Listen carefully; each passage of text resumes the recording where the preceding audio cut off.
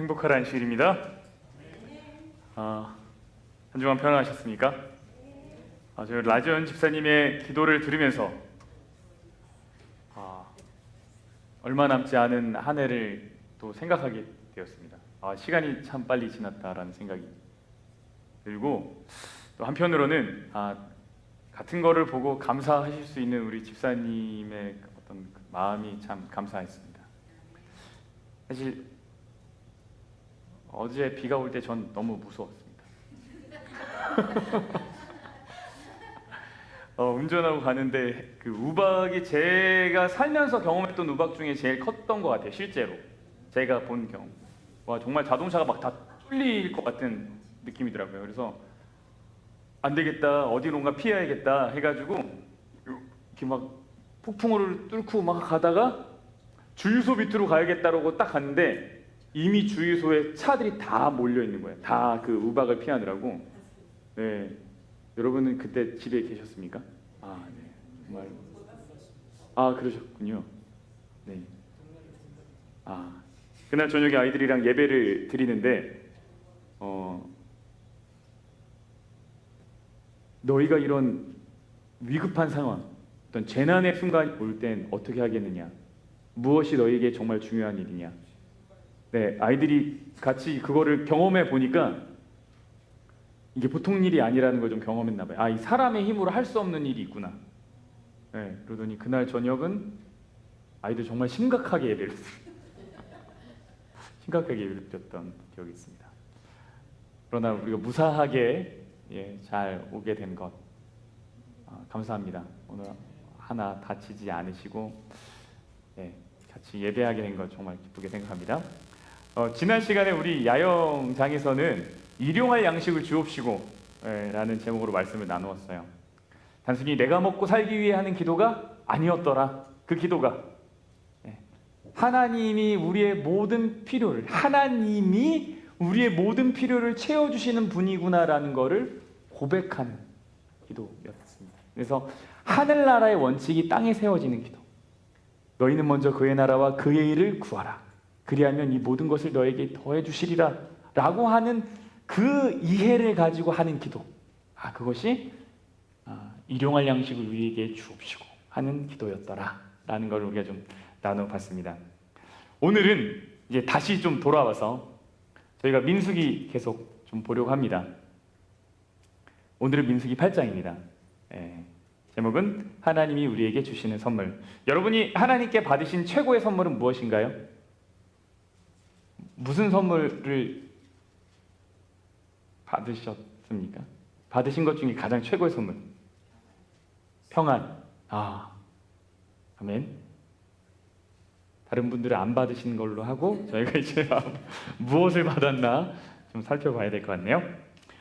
민수기 7장에서요 제단 봉헌식을 했습니다. 혹시 기억나십니까? 제단 봉헌식. 원래 성소를 봉헌한 날에 다 봉헌을 했거든요. 출애굽기 40장에서. 근데 갑자기 뜬금없이 민수기 7장에서 제단을 봉헌하는 이야기가 등장합니다.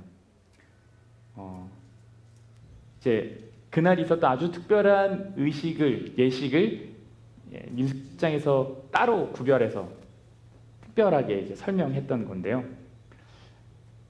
제단의 봉헌식을 다루었으니 그 다음에 자연스럽게 이어질 내용 중에 하나는 무엇인가 하면 그 제단에서 봉사할 사람, 그 성소에서 봉사할 사람의 어떤 구별이 되겠습니다.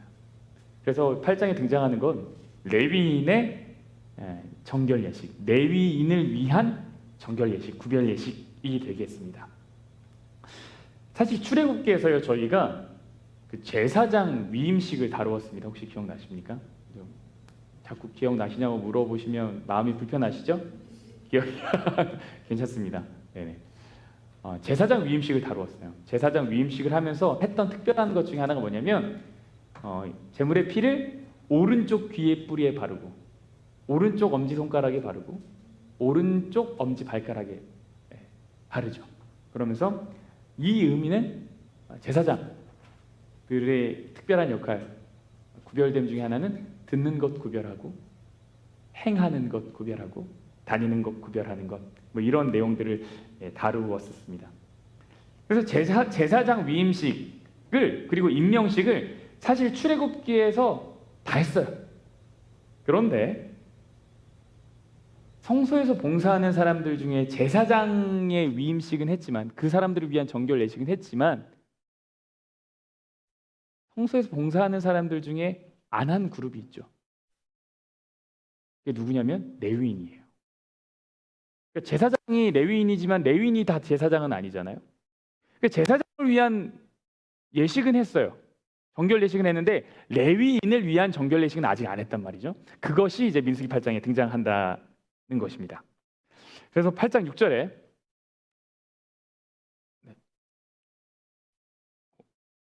이 배터리가 나갔네요. 네, 8장 6절입니다. 이스라엘 자손 중에서 레위인을 데려다가 정결하게 하라. 정결하게 하다라는 건 깨끗하게 하라는 거고, 이거는 구별한다라는 의미가 있습니다. 근데 민수기를 돌아보면 약간 이미 구별했던 느낌이 들죠. 레위인에 대한 구별이 분명 있었는데 라는 생각이 듭니다. 언제 그랬냐면 인구 조사할 때 벌써 나눠졌어요. 그렇죠? 그래서 인구 조사를 하면서 하나님이 하셨던 게 뭐냐면 레위인을 구별해서 인구수를 세게 하셨어요. 일반 지파들은 몇 명이 있고 그들이 하는 역할은 무엇이고 진의 배치는 어디에 있고 다 설명하시고 나서 레위인은 설명 안 하셨단 말이죠. 레위인은 따로 다 설명하시고 그들이 해야 되는 역할에 대해서도 설명하셨어요. 그래서 이미 그 민수기 앞에 레위인에 대한 구별이 지어지죠. 그런데 다시 한번 정결하게 하고 구별하게 하는 이야기를 하나님은 꺼내셨습니다. 근데 여기서 생각해야 될 문제가 하나가 있습니다. 그것이 뭐냐면 하나님이 선택했다고 해서 모든 레위인이 그 봉사를 위한 준비가 된 것은 아니다라는 거예요.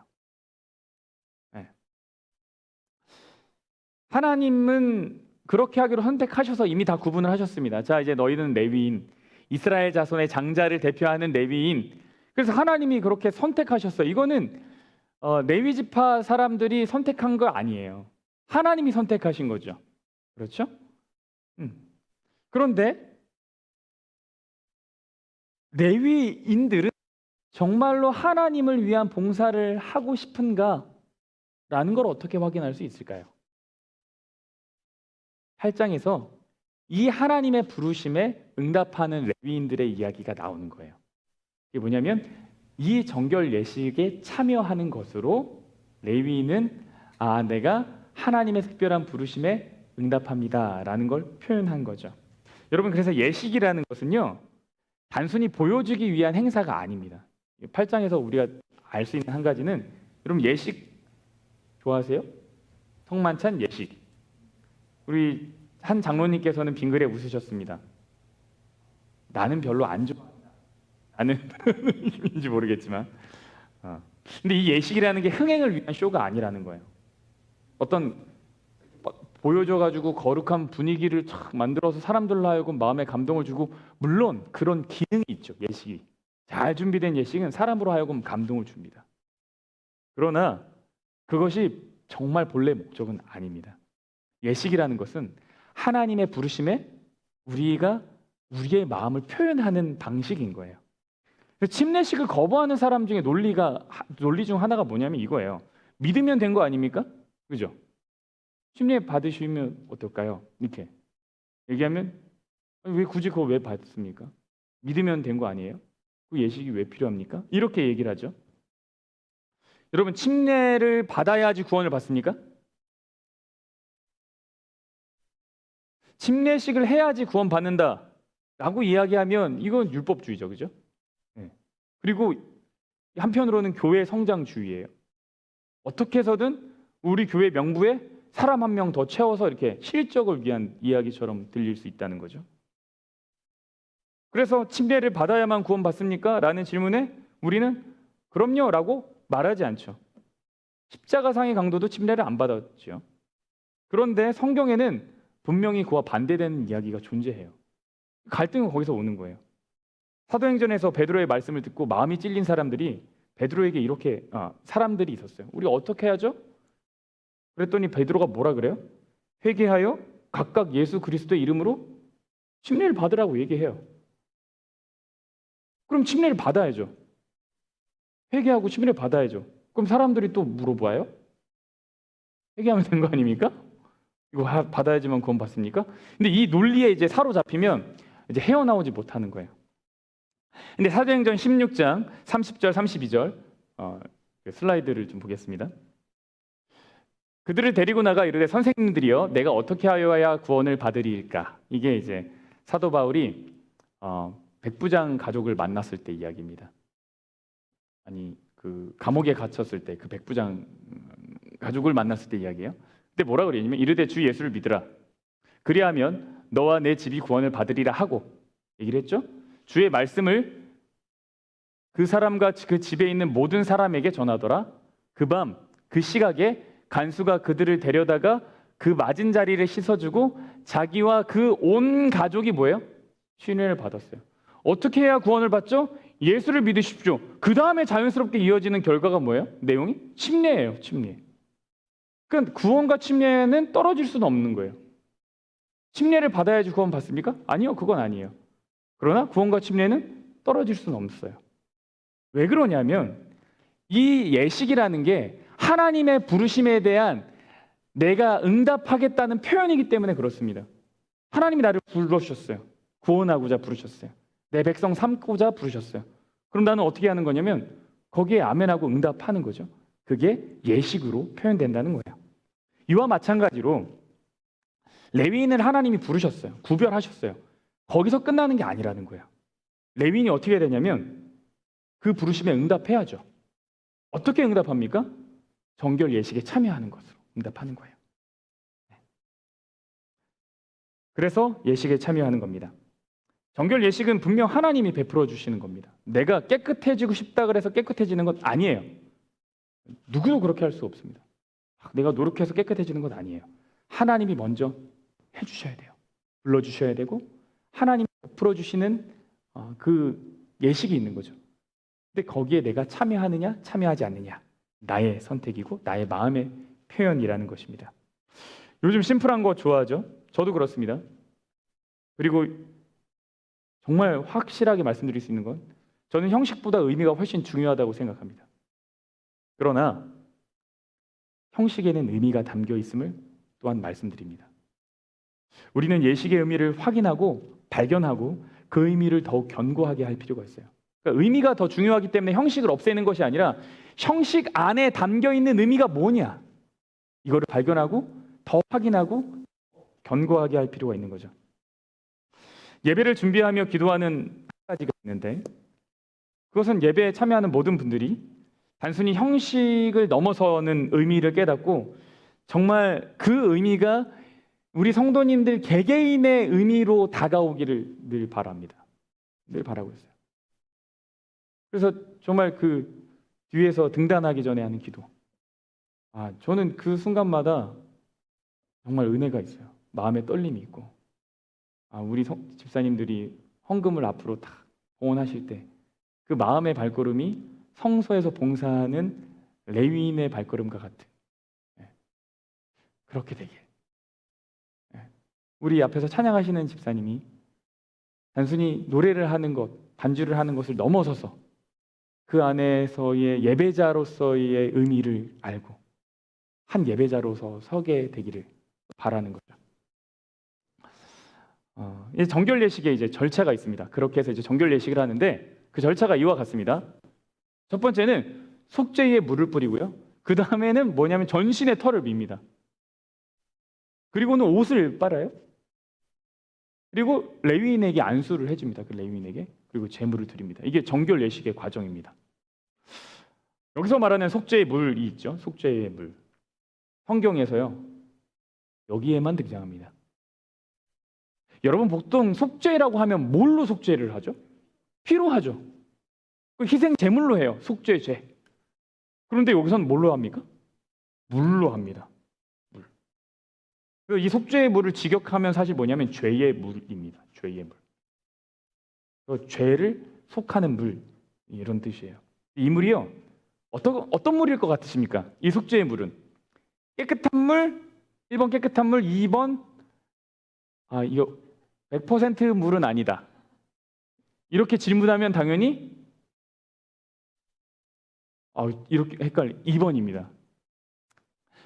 이 물이요, 우리가 흔히 말하는 양잿물입니다. 양잿물이에요. 민수기 19장에 그게 등장하거든요. 민수기 19장에서요, 이제 부정하게 된 사람을 깨끗하게 하고 성소에서 봉사하는 레위인을 이제 정결하게 하기 위한 물에 대한 내용이 나옵니다. 근데 그 물은 뭐냐면 붉은 암송아지를 다 태워요. 다 태워요. 다 태워요. 심지어 배설물도 다 태워요. 그리고 거기에 백향목을, 그 타고 있는 가운데 백향목을 던지고요, 술초를 던지고 홍색실을 던집니다. 그리고 다 태우면 뭐가 남죠? 재가 남죠. 그 재를 물에다가 다 섞어요.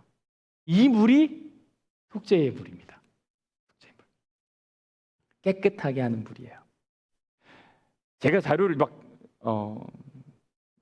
다 찾아본 건 아니겠죠. 사실 민수기나 이제 성경 학자들의 이야기가 훨씬 많을 테니까. 근데 제가 막 찾아보려고 노력했는데 왜 피가 아닌 물을 두고 속죄라고 했을까? 안 나오더라고요. 저 아직도 궁금한데. 그러나 이제 제가 한 가지 깨달은 것, 분명하게 깨달은 것은 무엇인가 하면 이 물이 앞으로 레위인이 봉사할 때마다 쓰인다는 거예요. 첫 번째는 봉사하기 전에 물을 씻는다는 거예요. 이거 잘 기억하세요. 그리고 이 물이 제사장에게만 사용된 게 아니고 시체를 만져서 부정하게 된 사람들에게도 사용됐어요. 그러면 이 물은 사실 어떤 물이냐면 정결, 맞아요. 단순히 어떤 그 영적인 의미에서의 깨끗함을 말하는 것이 아니라 시체를 만져서 혹시 병균이 있을 수 있는 사람, 그리고 사실은 시체를 가장 많이 접하는 사람이 누구예요? 레위인 제사장들이죠. 왜요? 제물을 늘 드리잖아요. 그러면 분명히 무슨 가능성이 높냐면 오염될 가능성이 있어요. 위생적인 오염이죠. 양잿물이 어떤 그런 그 상태에 있는 사람들을 이렇게 소독하기 역할을 했던 것을 보입니다. 네. 누구도 이야기해주지 않았지만 제가 혼자 고민한 결과예요. 된 것 같죠? 감사합니다, 집사님. 고개를 끄덕끄덕 주셨어요. 그래서 그 다음 내용들을 보면 연결이 됩니다. 왜 전신의 털을 밀었을까?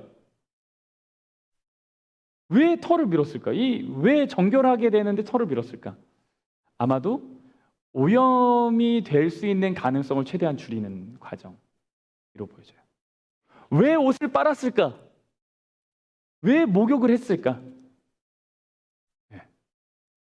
이 물로 빨았거든요. 왜 이렇게 했을까?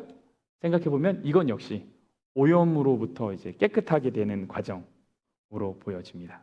아주 실제적인 위생적인 기능이 있었던 거죠. 분명한 건 이들이 정결해야 되고 구별돼야 된다는 사실이에요. 이렇게 외적인 1, 2, 3번의 어떤 그 정결의 의식, 깨끗하게 되는 의식이 끝나면 그 다음에 이제 제물을 드리는 것, 이거는 이제 내적 정결, 마음을 정결하게 하는 의식입니다. 그래서 8절에 등장합니다. 또 그들에게 수송아지 한 마리를 번제물로, 그 다음 슬라이드를 주시겠습니까? 네. 너는 이같이 하여 그들을 그 다음이요, 8절이요. 또 그들에게 수송아지 한 마리를 번제물로, 기름 섞은 고운 가루를 그 소제물로 가져오게 하고, 그 외에 너는 또 수송아지 한 마리를 속죄 제물로 가져오고, 그래서 제물을 가져옵니다. 9절 그 다음 성경절 보여주시겠습니까? 레위인을 회막 앞에 나오게 하고 이렇게 그렇게 제물을 가지고 나온 다음에 그 다음에 레위인을 부릅니다. 그리고 이스라엘 자손의 온 회중을 모읍니다. 그리고 10절 레위인을 여호와 앞에 나오게 합니다. 이스라엘 자손이 누구에게 안수를 해요? 레위인에게 안수를 합니다. 신기하죠? 레위인이 안수를 하는 게 아니고 이스라엘 자손이 레위인에게 안수를 합니다. 그리고 11절 아론이 이스라엘 자손을 위하여 레위인을 흔들어 바치는 제물로 여호와 앞에 드릴지니 이는 그들에게 여호와께서 봉사하게 하기 위함이라. 네. 그래서 순서는 어떻게 되냐면 제물을 가지고 오고 안수를 하고 그 제물로 희생 제물을 드립니다.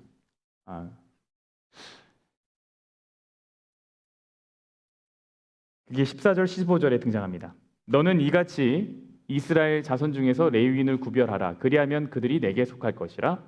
내가 그들을 정결하게 하여 요제로 드린 후에 그들이 회막에 들어가서 봉사할 것이니라. 이 요제는 하나님 앞에 흔든다 혹은 이제 드린다 이런 얘기예요. 그래서 이스라엘 자손이 레위인을 하나님 앞에 이렇게 올려서 이제 드리게 됩니다. 그리고 나서야 비로소 회막의 봉사를 시작할 수가 있습니다. 그리고 이제 오늘 정말 나누고자 하는 핵심 성경절이 이제 19절에 등장하는데요. 우리 다 같이 한번 읽어볼까요? 시작.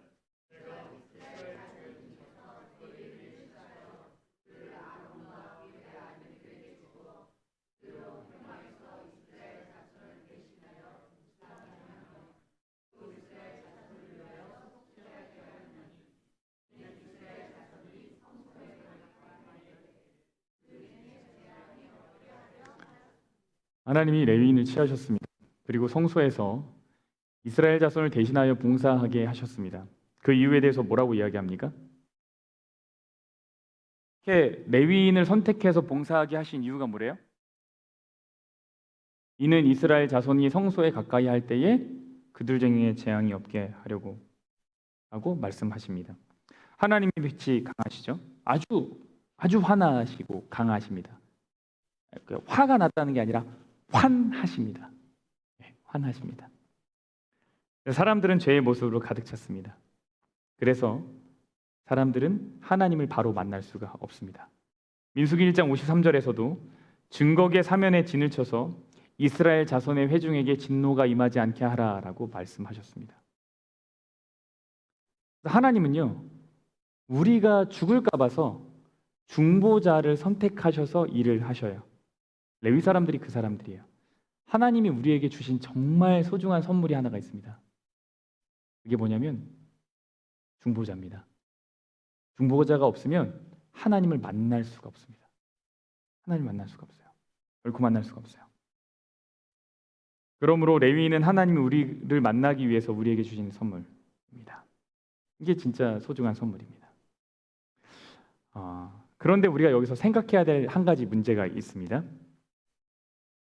하나님을 바로 만나면 죽기 때문에 레위인을 선택하셨다라는 이야기는, 이 말을 다르게 생각하면 레위인은 하나님을 바로 만나도 뭐하지 않는다는 얘기예요.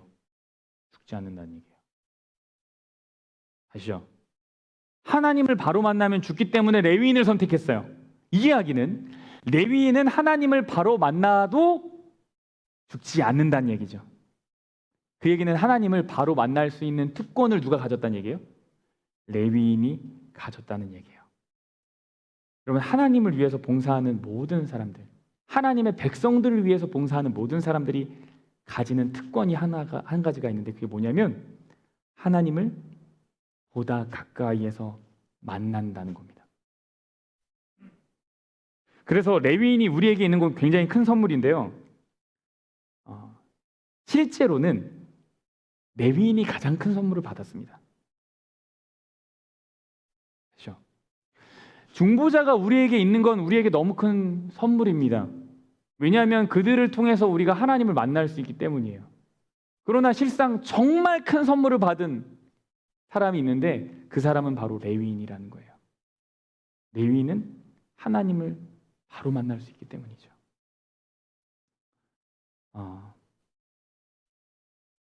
여러분,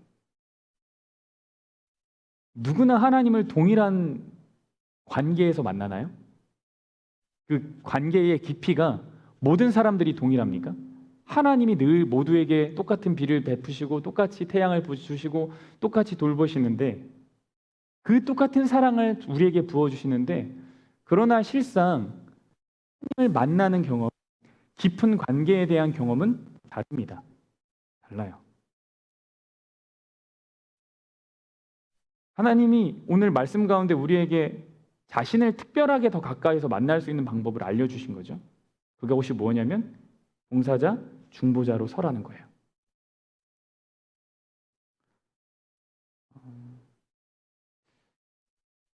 오늘 우리 본문이 말해주는 것, 중보자, 봉사자는 더 특별하게 하나님을 만날 수 있다는 거죠. 하나님을 이전보다 더 친밀하게 만날 수 있다는 거예요. 여러분, 하나님을 어제보다 더 가까이 만나기 원하십니까? 전보다 더 가까이 만나기 원하십니까? 아멘, 아멘, 그럼요. 근데 오늘 방법을 알려주셨네요. 어디로 가래요? 중보자의 자리로 가라고 말씀하셨어요. 좀 극단적으로 돌려서 말하면 이런 거죠. 왜 하나님을 가까이서 만나고 싶은데 나는 안 만나지죠? 중보자로 안 서서 그래요.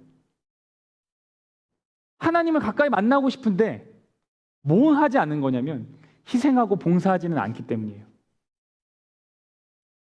하나님을 가까이서 만나고 싶다고 말은 하지만 내 자신을 드리는 데는 주저하고 서툴기 때문입니다. 여러분, 중보자의 자리에 가보신 적이 있으십니까? 정말 내가 그들과 하나님 사이의 유일한 끈이라고 생각하신 적이 있나요? 그런 간절한 마음으로 하나님을 막 붙들고, 한 손으로는 하나님을 붙들고 다른 한 손으로는 다른 사람의 손을 붙들고 내가 이렇게 막 기도할 때, 그러면 하나님이 나타나십니다. 우리 이 이야기를 사실 지난번 설교 시간에 나누었어요. 라합의 이야기를 통해서요.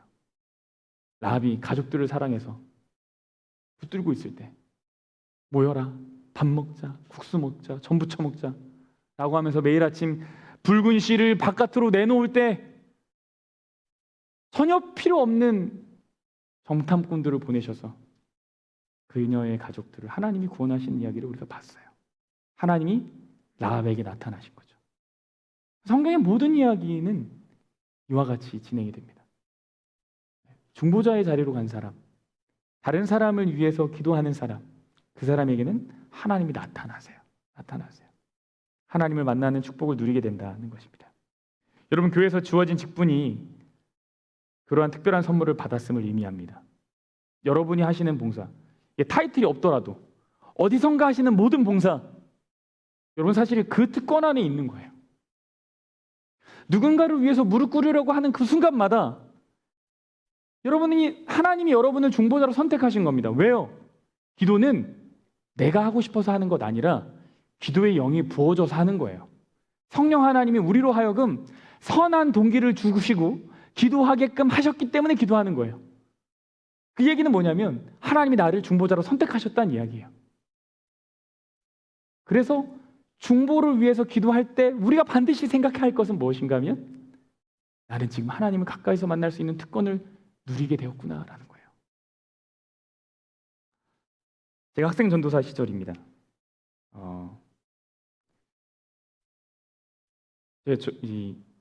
참 작은 교회에서 봉사를 했었는데요. 그 교회의 가정, 그 주변의 교회 주변에 한부모 가정인 아이, 혹은 이제 할머니 할아버지 손에서 길러지는 아이들, 그런 친구들이 좀 있었어요. 요즘은 그때만 해도요, 이게 벌써 15년 전 일이긴 하지만 그때만 해도 뭐 먹을 거 준다고 교회 가는 친구도 없었거든요. 먹을 거 이미 충분했던 동네 상황이었기 때문에, 시대였기 때문에. 근데 그 동네 애들은 먹을 걸 주면 교회로 와요. 근데 그 교회 마당 안에 그 아이들로 늘 북적입니다. 교회를 열심히 다니는 친구가 아니라 그냥 교회 동네 애들이에요. 근데 그 아이들을 데리고 이제 공부방을 하고 그랬거든요. 그래서 이제 공부방을 하러 교회를 일찍 가는 겁니다. 평일에도 막 가고 그랬어요. 뭐 일주일 내내 가고 학교 휴학하고 그렇게 시간을 보냈는데, 공부방을 해야 되는데 시간이 되게 남았어요. 아직 공부방 시간이 아니에요. 중학생 애들이 오려면 좀 시간이 남았어요. 그러면 여러분은 무엇을 하시겠습니까? 동네 애들이랑 놀면 되겠죠. 근데 제가 그 아이들을 만나기 너무 싫은 거예요. 너무너무 싫은 거예요. 그래서 무서워서, 정말 무서웠다는 표현이 맞아요. 그 아이들에게 시달리고 싶지 않아서 교회 문을 열고 들어가서 문을 잠갔어요. 그리고 책상 밑에 이렇게 고개를 숙이고 있었어요. 근데 그 아이들이 동네 애들이 정말 왈가닥이거든요. 다 여자애들인데 아주 그냥 뭐 장난 아닌데, 야 전도사님 온 것 같다. 야 뭐야. 애들이 막 갑자기 바깥에서 막 웅성웅성하더니 막 그 교회 조그만 쪽창 그 열리는 데를 막 열어보더니 막 얼굴을 들이밀고 막 이 신발 있는 것 같은데 막 그러면서 제 이름을 부르기 시작합니다. 전도사님이라고 부르다가 대답을 안 하니까 이제 님자를 빼고 부릅니다. 막 불러요 막. 그러다가 이제 머리카락이 걸려가지고 야 보인다 문 열어. 어쩔 수 없이 문을 열었어요. 아이들이 막 따집니다. 왜 문 잠갔어요? 왜 문 잠갔어요? 따지고 물어요. 그리고 막 저를 놀리고 뭐 그랬죠. 제가 왜 이 이야기를 드리나? 비록 이 자리에 없지만 저는 우리 소영 선생님의 고생을 너무나 잘 알고 있습니다. 아이들과 함께 지내는 게 쉬운 일이 아니에요. 쉬운 일이 아니에요. 그래서 너무너무 고맙습니다. 저 아이들과 시간을 보내주는 것만으로도 사실 너무너무 고마워요. 지금도 그렇지만 그때는 더 실수가 많고 부족한 것이 많았던 시절입니다. 근데 그 시간들을 돌아보면요, 그 시간이 괴롭지가 않아요. 물론 이거 내가 잘했고 못했고의 이야기가 아닙니다. 잘하지 못한 것에 대한 아쉬움이 있어요. 내가 왜 그때 그 말을 전해주지 못했을까? 내가 왜 그때 좀 더 지혜롭게 하지 못했을까에 대한 아쉬움은 있죠. 그러나 돌아보면 너무나 소중했던 시간들이에요. 너무나 소중했던 시간들. 그 아이들을 통해서 제가 배운 것들이 너무나 귀중하다는 걸 알고 있어요. 네. 이것이 소중해질 때 계속해서 하나님의 일을 할 수 있습니다. 내가 봉사한 시간들이 정말 내가 잘해서 가치 있는 것이 아니라 그 시간들을 허락하신 이유가 그 시간들이 실상은 하나님이 나를 너무너무 가까이서 만나고 싶어 했기 때문에 나는 걸 알면 계속 봉사할 수 있습니다. 여러분, 누군가를 위해서 봉사자로 선다는 건 너무너무 큰 축복이에요. 너무너무 큰 축복입니다. 교회에서 봉사하시는 모든 분들이 이 선물을 받았음을 기억하기를 제가 기도하고 있어요. 2019년 제가 목사 안수를 받았습니다. 그 예식에 참여하면서 제 마음속에 들었던 울림이 있어요. 하나님이 나를 다른 차원의 사역으로 부르시는구나. 이전에도 목회자였지만 안수를 받으면서 느꼈던 생각은 더 깊고 더 높은 부르심으로 하나님이 나를 부르시는구나, 이런 생각을 하게 됐어요. 막 마음에 울림이 막 있더라고요. 그런데 말씀을 준비하면서 제가 깨달았던 것, 또 깨달은 것, 도대체 내가 그때 느꼈던 더 깊고 더 높은 부르심의 정체가 무엇이냐, 다시 한번 깨닫게 되는데, 그 내용이 무엇이냐, 다시 한번 깨닫게 되는데, 그것은 제가 중보 삶에 하나님을 더 가까이서 만날 수 있다는 특권이에요. 어느 것과도 바꿀 수 없는 특권입니다. 비록 실수하고 넘어지고 그럴까 할 때가 있지만 하나님 나를 더욱 가까이서 여전히 만나길 원하시는 거예요. 그래서 저를 자꾸 어디로 넣으시는 거예요? 중보자의 자리로 넣으시는 거예요. 봉사자의 자리로 넣으시는 거예요. 사역자의 자리로 넣으시는 거예요. 하나님이 여러분을 그렇게 두시는 겁니다. 왜요? 더 가까이서 만날 수 있는 선물을 주기 위해서요. 네. 여러분, 서로의 봉사자가 될 기회가 생긴다면 하나님이 여러분을 더욱 당신 가까이로 부르시는 중이라는 걸 기억하십시오. 그래서 그 모든 봉사가 얼마나 항상 이렇게 해해호호 할 수 있겠어요. 갈등도 있고 어려움도 있고 좌절도 있고 실패도 있고, 그렇죠. 우여곡절이 있겠죠. 굴곡이 있겠죠. 그러나 변함없는 한 가지 사실은 뭐냐면 그 시간들을 통해서 나는 하나님을 더 가까이서 만나고 있다는 거. 그 하나님을 만나는 축복이 우리에게 있기를 간절히 바랍니다. 네, 그래서 우리 교회는 모두가 레위인이었더라. 꼭 타이틀이 있어서가 아니라 샬롯 교회는 모두가 중보자였더라. 라는 정말 아름다운 이야기가 우리 안에 잘 이렇게 소문났으면 좋겠다라는 생각을 하게 됩니다. 네, 우리 이제 함께 일어나셔서 찬양하죠. 우리의 참 중보자 되신 예수님의 이야기를 생각하면서 우리 같이 한번 찬양하겠습니다.